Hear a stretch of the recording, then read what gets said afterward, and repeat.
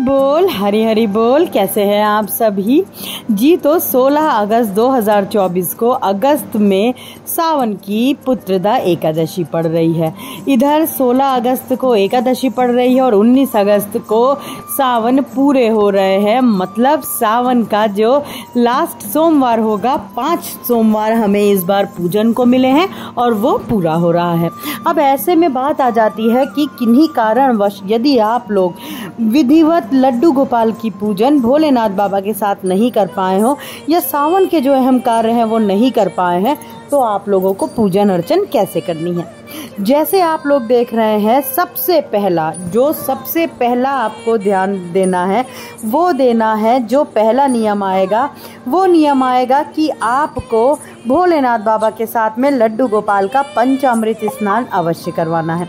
आप पंचामृत स्नान ना करवा पाएँ तो आप कच्चे दूध से भी स्नान करवा सकते हो और आप चंदन से भी स्नान करवा सकते हो।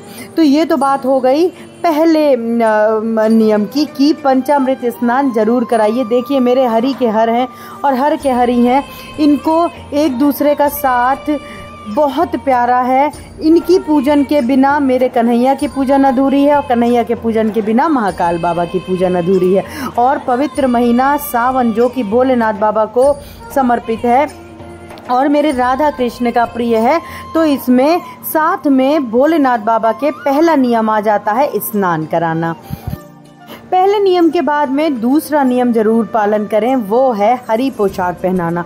किन्हीं कारणवश यदि आप लड्डू गोपाल को हरी पोशाक नहीं पहना पाए हो पूरे सावन, आप किसी तीर्थ स्थान पे हो या आप कहीं ऐसे जगह पे थे जहाँ पे आप लड्डू गोपाल को हरी पोशाक नहीं धारण करवा पाए हो, तो आपको लड्डू गोपाल को और बाल राधा रानी को, यदि आपके पास युगल सरकार है तो राधा कृष्ण को आपको हरे पोशाक में श्रृंगार अवश्य करना है।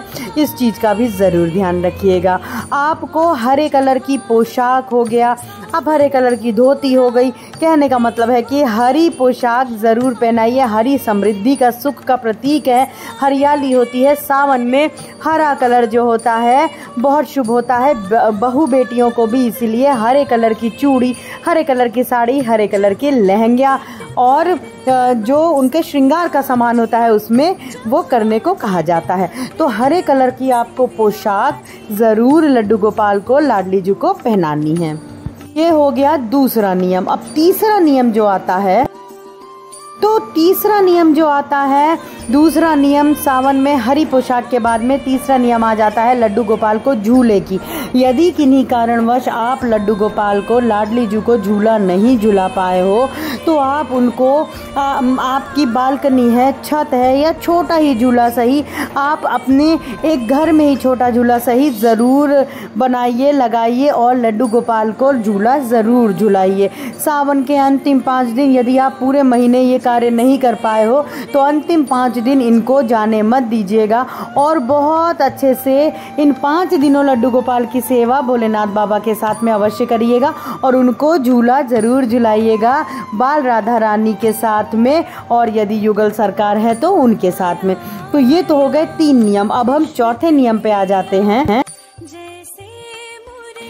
तो जो चौथा नियम आएगा, जो कि आपको ज़रूर करना है यदि अभी भी आपने हरियाली तीज पे नहीं कर पाए हैं, तो वो है मेरी राधा रानी को 16 श्रृंगार चढ़ाना। देखिए आप 16 श्रृंगार या हरी चूड़ियाँ, मेहंदी इस प्रकार से अवश्य चढ़ाइए।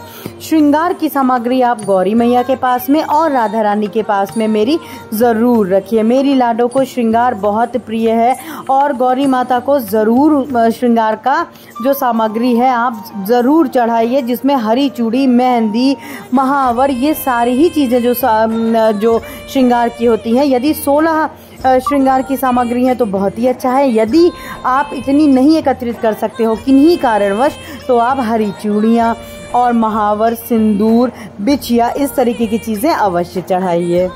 अब 5वीं और सबसे जो अहम चीज़ है वो है मेहंदी लगाना। यदि किन्हीं कारणवश आप अभी भी मेरी प्यारी राधा रानी को, लाडली जी को मेहंदी नहीं लगा पाए हैं, तो इन 5 दिनों में ज़रूर मेहंदी लगा दीजिए। सावन पूरे हो रहे हैं 19 तारीख को और इससे पहले राधा रानी को सावन के महीने में मेहंदी ज़रूर लगा दीजिएगा। तो ये था मेरा आज का कुछ वीडियो। आशा करती हूँ आप लोगों को वीडियो ज़रूर अच्छा लगा होगा। अच्छा लगा हो तो लाइक करिएगा, चैनल को सब्सक्राइब करिएगा, बेल आइकन ज़रूर प्रेस कर दीजिएगा, जिससे आने वाले मेरे प्यारे लाला लाली की वीडियोस की नोटिफिकेशन आप तक तुरंत पहुँच जाए, जल्दी पहुँच जाए। आज के लिए बस इतना ही, मिलते हैं अपने दूसरे ब्लॉग में बहुत जल्दी। हरी बोल।